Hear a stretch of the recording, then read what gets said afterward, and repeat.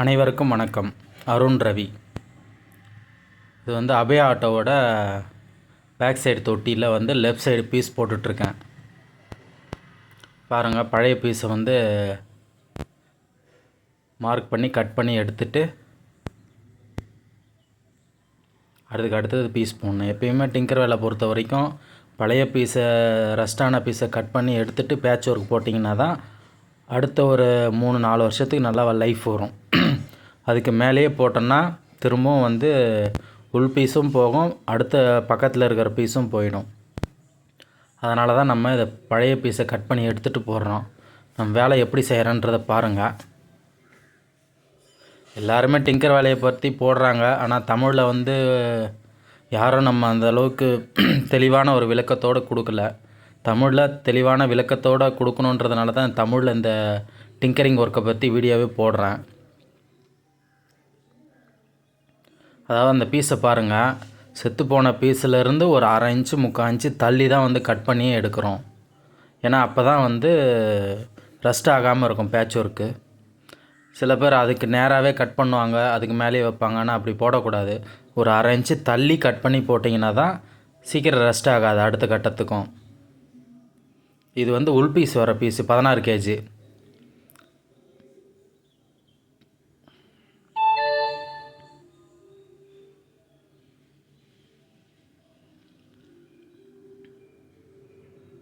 ஒரு வண்டியை பொறுத்த வரைக்கும் பார்த்திங்கன்னா, வீட்டுக்கு எப்படி பேஸ் மட்டம் முக்கியமோ அதே மாதிரி வண்டிங்களை பொறுத்த வரைக்கும் டிங்கரிங் ஒர்க்கு ரொம்ப ரொம்ப முக்கியம். டிங்கரிங் ஒர்க்கு நல்லா இருந்தால் தான் வண்டியினோட லைஃபு கூடும், பெயிண்ட்டும் நல்லாயிருக்கும், மற்ற அடுத்த கட்டத்துக்கு வர வேலைகளும் நல்லாயிருக்கும். அதனால் முக்கியமானது வந்து டிங்கரிங் வேலை தான். டிங்கரிங் வேலையை நம்ம சுத்தமாக செஞ்சிட்டோன்னா அடுத்த கட்டத்துக்கு வேலை செய்கிறவங்களுக்கும் ஒரு எப்படி சொல்கிறது, விருப்பத்தோடும் செய்வாங்க, இன்ட்ரெஸ்ட்டோடும் செய்வாங்க, வேலையை வந்து ஒரிஜினாலிட்டி படி இருந்ததுன்னா. அதனால தான் முடிஞ்ச வரைக்கும் ஒரிஜினாலிட்டி படி பண்ணணுன்ற ஒரே நோக்கத்தோடு நம்ம பண்ணிகிட்ருக்கோம் இதை.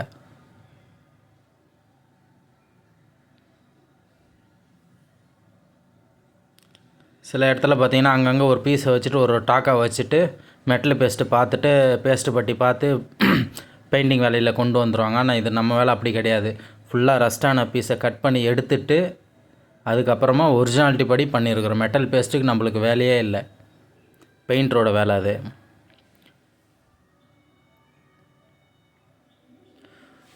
வேலை பிடிச்சிருந்தா லைக் பண்ணுங்கள், ஷேர் பண்ணுங்கள். இது வந்து அடுத்தவங்களுக்கு தெரிய வைக்கணுன்ற ஒரே காரணத்துக்காண்டி தான் இந்த வீடியோ நம்ம போடுறது. டிங்கரிங் வேலைக்கில் எந்த அளவுக்கு நம்ம ஒரிஜினாலிட்டி படி சுத்தமாக செய்கிறோன்றத எல்லாருமே பண்ணுறாங்க, இல்லைன்னு சொல்லலை. இருந்தாலும் ஒரிஜினாலிட்டி படியும் ப்ளஸ்ஸு சுத்தம், அதுக்காண்டி தான் நம்ம இது தமிழில் இந்த வீடியோவே பண்ணுறோம். இதில் நிறை குறை எதுவாக இருந்தாலும் கமெண்டில் சொல்லுங்கள், பரவாயில்ல. இது எனக்கு தெரிஞ்ச வரைக்கும் நான் உங்களுக்கு சொல்கிறேன். தப்பாக இருந்தாலும் பரவாயில்ல, கமெண்டில் சொல்லுங்கள், நான் அடுத்த கட்டத்தை திருத்திக்கிறேன். வெல்டிங் பாருங்கள், 16 கேஜி போட்டு ஃபுல்லாக நைஸாக அடித்தாச்சு, கிரைண்டிங்கும் பண்ணியாச்சு பஃபிங் போட்டு. அடுத்தது மேலே வர அந்த சைடு பீஸ் வைக்கிறோம். டிப்பு பாருங்கள், ஒரு முறையும் இதை வந்து டிப்பு மாற்றணும். 16 கேஜி போடும்போது ஒரு டிப்பு, மேலே போடுறது வந்து 18 கேஜி, அதுக்கு ஒரு டிப்பு. அப்போ தான் வெல்டிங் வந்து பார்த்திங்கன்னா நல்லா நைஸாக வரும். அதே மாதிரி ஒரு செட்டிங் போட்டு கைப்பனையை வச்சு தட்டணும். தட்டினதுக்கு அப்புறம் தான் வந்து சீட்டிங் கரெக்டாக இருக்கும். நம்ம ரன் அடிக்கும்போது நம்மளுக்கு ஒரே லெவலாக வரும். ஒரு 5 இன்ச்சு 6 இன்ச்சு போட்டோன்னா கம்பல்சரி தட்டிட்டு தான் நம்ம அதை பீஸ் போடணும், ரன் அடிக்கணும்.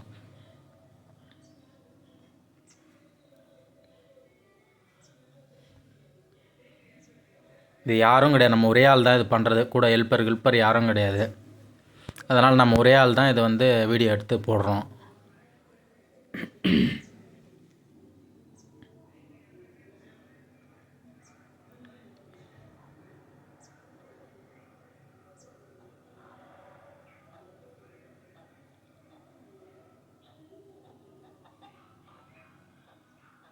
ஒவ்வொரு முறையும் கைப்பனையை வச்சு தட்டி நம்ம அந்த ஒரிஜினாலிட்டி படி கொண்டு வரணும்.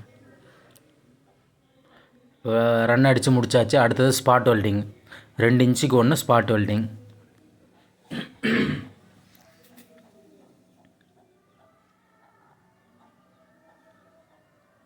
வெல்டிங்கினோட நைஸை பாருங்கள், கடைசியாக ஃபினிஷிங் எப்படி இருக்குன்றத.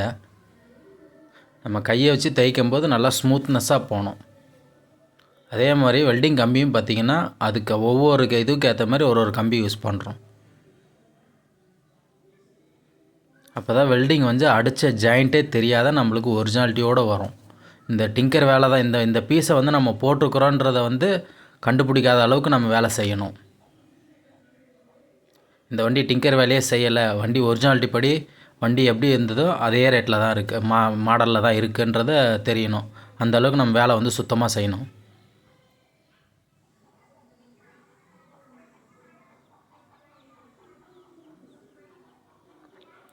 ஸ்பாட் வெல்டிங்லாம் பாருங்கள் போட்டு முடித்தாச்சு. நிறைய பேர் வந்து சப்ஸ்கிரைப் பண்ணாத பார்த்துட்ருக்கீங்க. கொஞ்சம் சப்ஸ்கிரைப் பண்ணிவிட்டு பார்த்தீங்கன்னா நம்ம அடுத்தது மேற்கொண்டு வீடியோ போடுறதுக்கு எனக்கும் ஒரு ஊக்கமாக இருக்கும். அதனால் சப்ஸ்கிரைப் பண்ணிவிட்டு பார்த்தீங்கன்னா நல்லது.